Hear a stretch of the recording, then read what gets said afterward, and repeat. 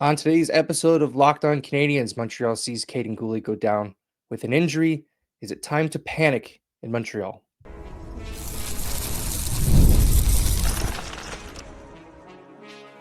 You're Locked On Canadiens, your daily podcast on the Montreal Canadiens, part of the Locked On Podcast Network, your team every day.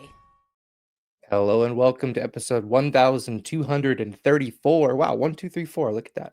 Of Locked On Canadiens. Thanks so much for tuning in and making us your first listen of the day, and for subscribing wherever you get your podcast. Doing that supports the show and ensures you do not miss an episode. We're just going to jump right into things here. My name's Ian Boavero, also known as That May Be a Team, and I'm joined as I always am by Laura Saba at the Active Stick. Laura, I thought on Tuesday night against Winnipeg that if there had been any buzz in the building, it would have all been sapped out watching Kaiden Guhle go down with an injury. But it was a pretty dull night across the board in Montreal. How are you feeling after watching that game? So I've decided that I'm not going to panic until there's a reason to panic. And for me, a reason to panic would be if Kaiden Guhle is going to be out for a long time. At the time that we're recording this, it's just after the game. Canadiens have said he needs further evaluation and more information will be provided when it is available. It's not going to happen tonight. So that, you can see that multiple ways. Could be maybe, there's something that it's worse than we thought. Maybe it's they're trying to be cautious, all of that.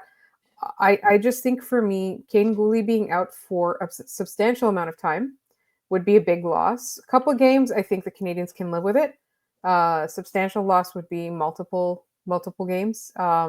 I thought it was weird what they did with the defense before the game. So that to me was a little bit interesting. And little did I know at the time that would have been the least of my worries by the end of the game. But there's no denying that the hole that Kaiden Guhle would leave behind is massive. Yeah, and we saw it in the third period on the penalty kill. Carrier took a penalty. Guhle was gone. Matheson and Savard just were out there the entire penalty kill. I think Xhekaj came on towards the very end. But look, we talk about, the hole that he's going to leave behind. There's not an internal option to solve this.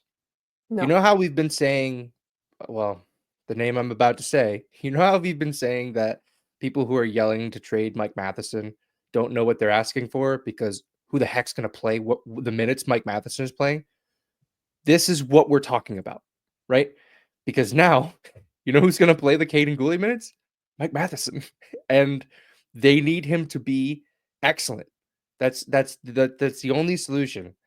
I mean, they're probably going to call up Jaden Struble again in the interim because he's down there in a conditioning stint. They'll probably just end the conditioning stint and say, hey, you can come and play in the lineup again.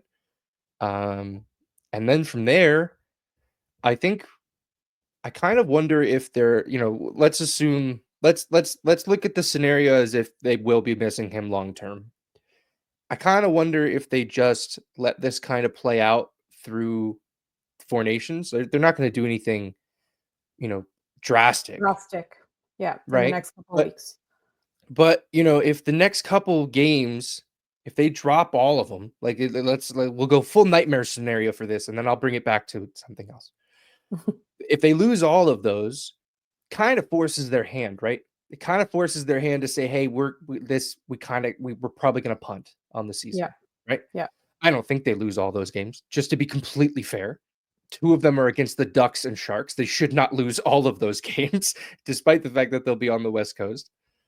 But, the alternative to that is, well, maybe this emboldens them. This makes them play, they play tighter. They play, with the thought of, hey, if we can keep ourselves in this, maybe Kaiden Guhle can come back for a playoff run or something like that.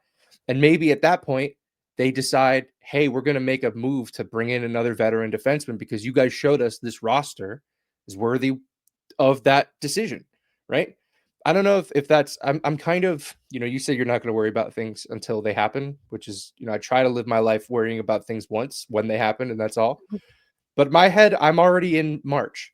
I'm already trying to figure out how this, because I've become so emotionally attached to this team making a playoff run, or at least making a run to the playoffs, that it's sort of hard to see anything other than dang, like it just kind of I'm not going to say it evaporated overnight, but it was a definite blow to their chances.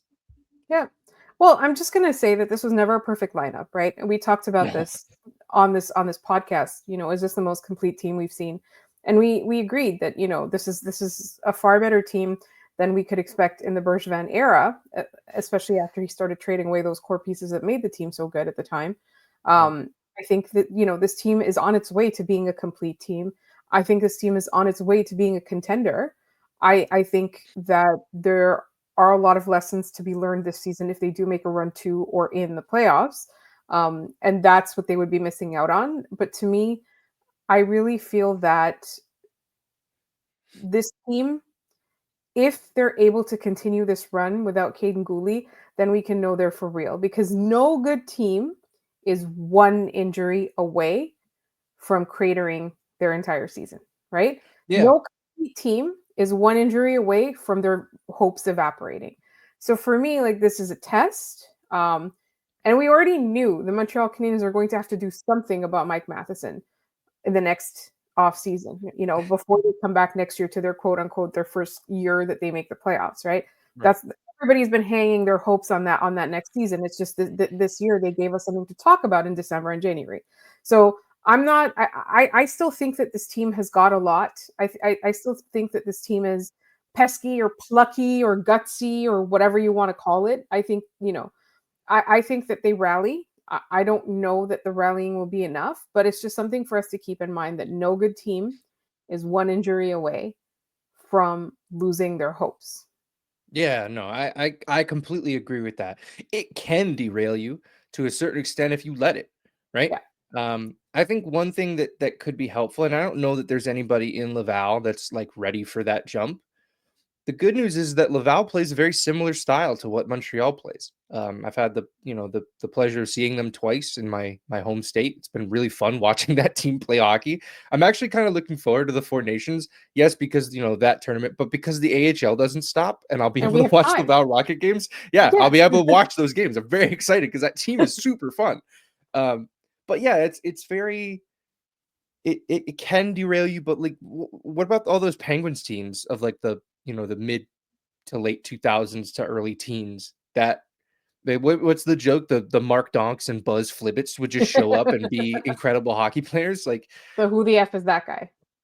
exactly that kind of thing. And that's not to say that there's not an option that the Canadians can have out there to just stop the bleeding. The Islanders just traded for a defenseman, Scott Perunovich. They traded a Mhm. 6th-round pick for a conditional 5th that will likely be a 6th. So like there's probably, guys out there that you could go and trade for if you need to. Um, Maybe call Pittsburgh because despite sweeping the Canadians, the Penguins have completely just fallen off the face of the earth. Maybe call Kyle Dubas every day until he gives you a Someone. defenseman worth playing. Um, you know, so I don't know. I think we're all very emotional. It was hard watching that. It's hard watching that guy go down because he deals with so much crap, right? He Yeah. he always has something, and people are going to say, "Oh, he's injury prone." They're all I don't think different so. injuries. Yeah. Like injury prone concerns me if there's like a chronic injury that keeps happening and doesn't go away, Yeah. right? For him, it's like he hurts his knee, he hurts his arm. Like remember earlier, I think it was like last week, he ran into his own teammate and like flexed his elbow the wrong way, right? Like it's kind of weird how just freak plays follow this guy around. Yeah. And I And think it's it's the way he disappointing. plays. He plays with abandon, right? And that's a Yeah. very that's a very good way to get freak injuries.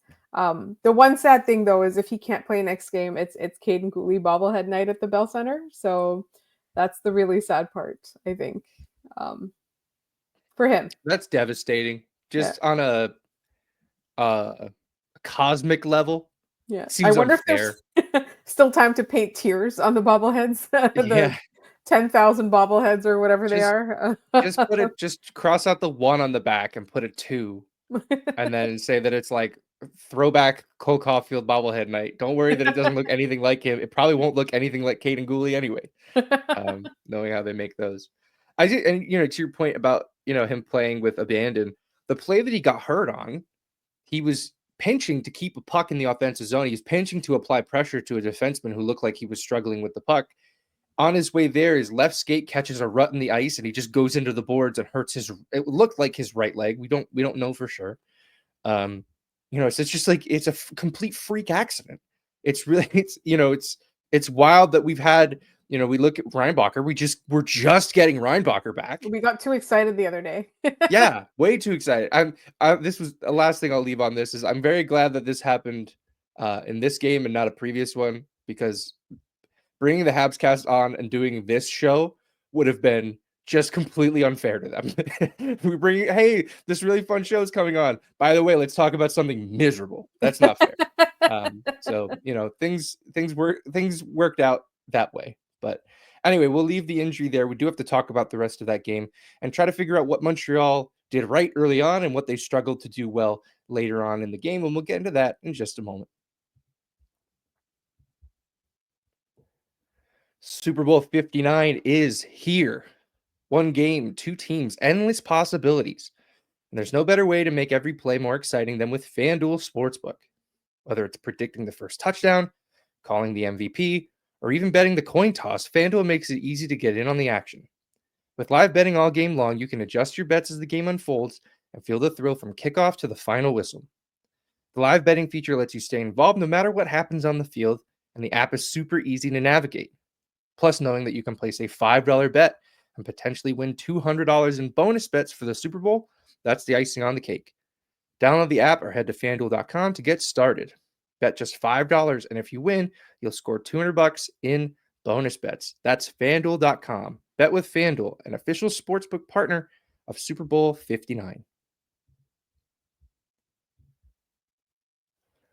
Okay, well, if that wasn't disappointing enough to talk about, we have to talk about a 4-1 loss to the Winnipeg Jets. This is the first time the Canadiens have lost 3 games in a row since November 9th, I believe, when they lost 6 in a row. That was their worst of the season. That 6-game losing streak was. First period, they started great. They were out shooting Winnipeg by a wide margin. I have it here. It was 15-7 for Montreal. Winnipeg has gone 12 games without giving up 30 shots, and Montreal was halfway there in the first period, and they ended with like 20 something. It was just kind of a really brutal finish to this game. What did you see as this game developed? I was a little bit worried about this actually when I saw how strong they came out in the first.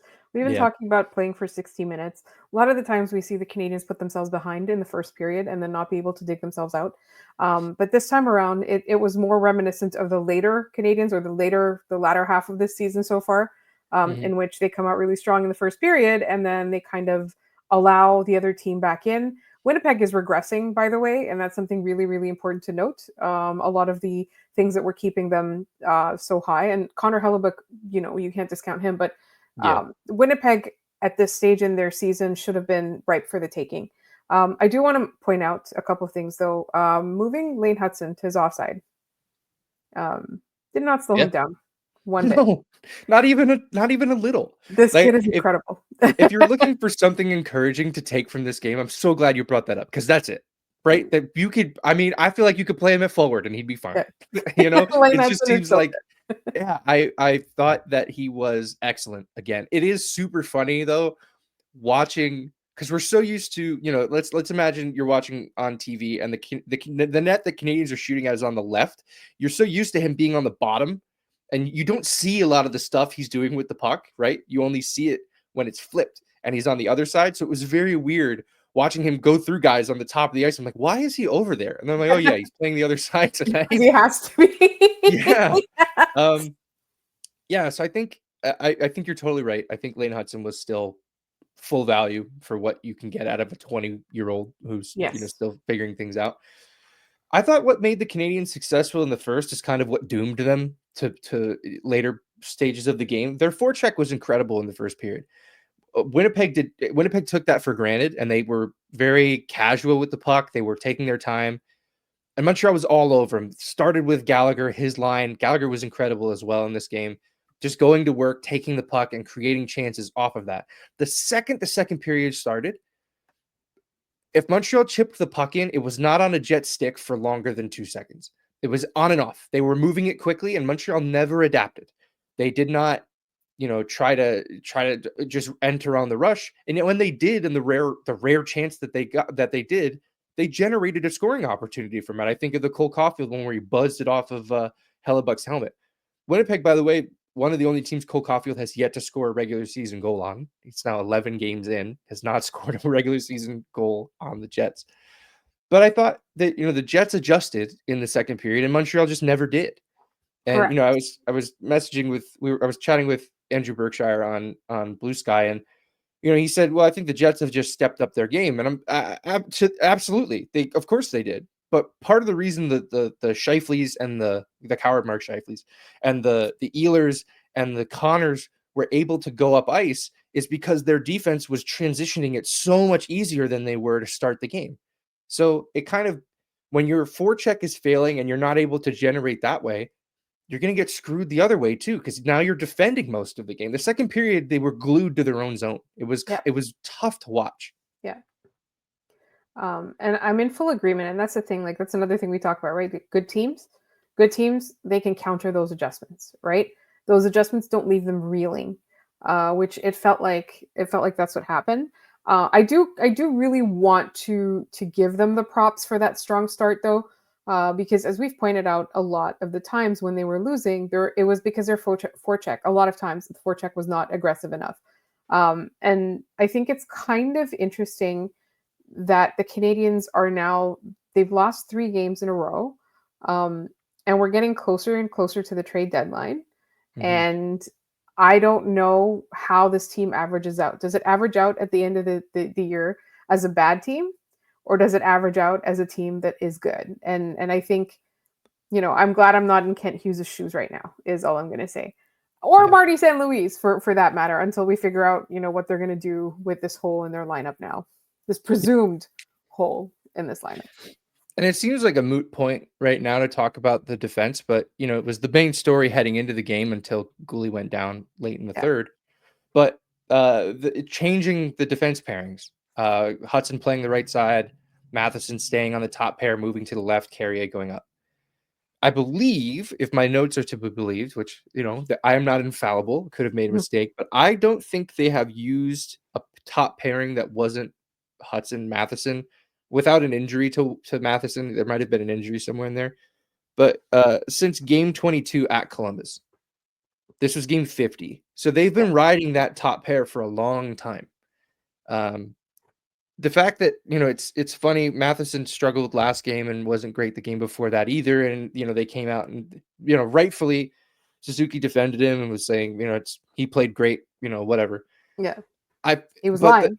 Of course he was. And he's supposed to. Like, we joke, like, I don't believe you at all. Yeah. But he's supposed to do that, right? Yes. You would hope that your captain would do that for your players. Exactly. But the point being that the Canadiens saw what we saw, and they said we got to get Matheson onto his right, on the correct side. Maybe Hudson can play the right. Actually, every challenge we throw at him, he seems to pass. Why don't we try this one? So it'll be interesting to see, because I think they learned something in that moment, that Hudson can play the right if you need him to. Mm-hmm. What now about Matheson? Yeah, well, that's the thing, is like, now you need Hudson on the left, right? Because your left shot defensemen that are on the roster currently are Arbor Xhekaj, Lane Hudson, and Mike Matheson. Unless we're moving Xhekaj up, I would like. I mean, why not get more rope? Yeah, but we're throwing everything else at the wall. So. Yeah, it just speaks to, the hole the Canadiens find themselves in here. Anything else on this one before we move on? No, not really. I did want to really quickly point out that I think that the fact that they lost 3 in a row, we should not be despairing. Like, we should be chill. Yep. No, I'm the same way. And we talked about Hudson as a positive. Another one, the first line, still great. Oh, yeah. They still look so good. I'm not worried about them in the slightest. Slav is heating up, just as we kind of all thought he would around this time of the year. It's they're going to need to do a lot of work. They're going to need to help carry. They're going to have to outscore a lot of their problems, and it's going to start with those top 2 lines. But it starts with Suzuki, Caulfield, and Slavkovsky. All right, on to our third segment, where I'm going to allow myself the privilege of complaining about what interference is and what interference is not. And we're going to get into that in just a moment. I can only imagine from watching the NFL playoffs on TV that attending an NFL playoff game is an unforgettable experience. You see all the fans having a great time, the community that's built there.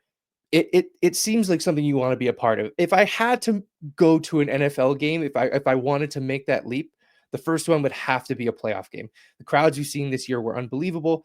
It's really just got to be something super special to be a part of. And if you want to be part of the playoffs in the future, Gametime has what you need. Gametime has a new feature called Gametime Picks that makes getting tickets for events even easier. It filters out the fluff to show you only incredible deals on great seats, so you don't have to waste time searching through thousands of tickets. I've used Gametime recently to look for tickets for an upcoming Canadiens game, and browsing through the deals was really easy. I found great value for all kinds of seats around the venue. The super deal was especially impressive, offering the best value for the event. The app's features like seat views before you buy, and all-in pricing with no surprise fees at checkout made the experience smooth and reliable. Plus, the on-time ticket delivery and lowest price guarantee gave me peace of mind. Take the guesswork out of buying tickets with Gametime. Download the Gametime app, create an account, and use code LOCKEDONNHL for $20 off your first purchase. Terms apply. Again, create an account and redeem code LOCKEDONNHL for $20 off. Download Gametime today. Last-minute tickets, lowest price, guaranteed. All right, Laura, I'm going to complain. I know that's sort of become a calling card for me on the show. I apologize. I hope you all give me the benefit of the doubt on this one. I think, well, first of all, it's not like you're always complaining, right? It's not like the Canadiens are good and you're constantly crapping on them. But I do think that it is a rite of passage when you are a podcast host to go through an officiating rant for the ages. And I think your turn has finally come. I know we've talked about officiating before, Sure. but I think your turn has finally come. I think the problem with complaining about officiating generally is that it's not a particularly focused discussion. It is, these guys are bad, and we just get upset about that Because they are.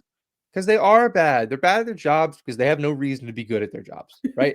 They don't. They get Stanley Cup final games despite the fact that they're bad at what they do.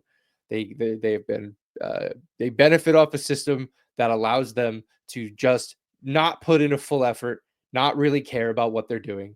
And I know people will be like, that's too harsh. Watch the game and tell me that these guys understand what's going on. There was a moment, we'll get to interference in a second. Second period, I think Winnipeg is up 2-0 in the power play game. And there's a play down in the corner, or the puck is down in the corner. Just outside of the ref's vision, two Canadiens crash into each other and fall down.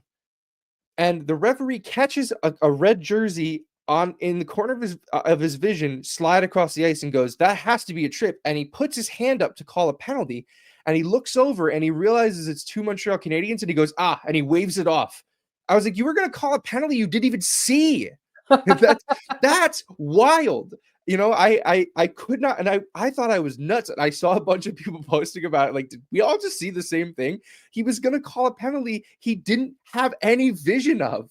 So, like, missed me with this whole, like, oh, that's, they're doing their best. Yeah, their best isn't good enough. Anyway. That cannot possibly be their best, Ian. No. And look, I know this isn't the same thing. I was a youth baseball and softball umpire for 8 years. I didn't get every call right. I got stuff wrong. And I got reamed out for it. Is that reasonable to do in youth sports? No, it's hardly reasonable to do in professional sports. But the one thing I want to focus in on this conversation is the concept of interference. Because one of the things that's been driving me bonkers all year, especially this year, it's been growing because I think it's become part of the way that teams defend. And more importantly, how teams create offense in the other zone, is the pick play. And for those who might not be completely aware, it's where, the player skating with the puck has another teammate of his kind of trailing him or just away from him, blocking a skating lane for the defending player. It's interference. It's interference by the letter of the law. It's interference by the spirit of the rule. It's interference. You are not part of the play, and you are influencing the play in an illegal manner. I'm going to read you the beginning of the interference section of the rule book, Rule 56. First of all, The first sentence, a strict standard on acts of interference must be adhered to in all areas of the rink. Pause for laughter. Like, that's an insane way to start this rule, because no, you don't. Just very clearly, no, you don't. It starts with body position. Body position shall be determined as the player skating in front of or beside his opponent, traveling in the same direction. A player who is behind an opponent who does not have the puck may not use his stick, body, or free hand in order to restrain his opponent, but must skate in order to gain or reestablish his proper position in order to make a check. That's sort of what we see when, like, the puck gets chipped in, and instead of turning around and skating for the puck, you kind of just hold them. That's what that kind of call is. A player is allowed the ice he is standing on, body position, and is not required to move in order to let an opponent proceed. A player may block the path of an opponent provided he is in front of his opponent and moving in the same direction. That, to me, is what puts these pick plays into this category. Moving laterally and without establishing body position, then making contact with the non-puck carrier is not permitted and will be penalized as interference. That is a pick play. And we see it. Look, if you haven't been watching for it, watch for it now. You will see it 30 times in a hockey game, and it's going to drive you nuts, because it drives me nuts. I'm tired of watching it. But do you think, is this a conscious decision that they kind of just like that play? They're cool with that because it might create some offense? Like, wow, what seems to be the reason that they would do this? I feel like the simplest explanation is always the best one, and it feels like it's just like a lack of refinement in the way they do their jobs. Like, Yeah. they simply do not care. Like, that is where I stand, is they simply do not care. They care about themselves. They care about, inserting themselves into games.